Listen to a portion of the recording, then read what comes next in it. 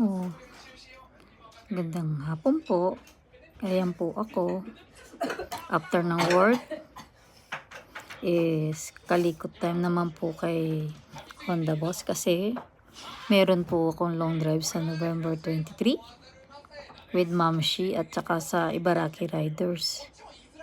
Kasi tinignan ko yung oil ko, para na siyang yung ano ng ika. Aba yan, ng puset, maitim na siya.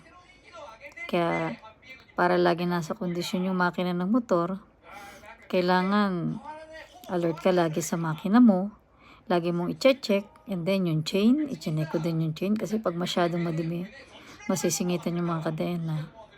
Kaya lahat, pati chain, i-check ko rin kasi pag nagra-rides kasi ako is laging malayo. Ini-enjoy ko talaga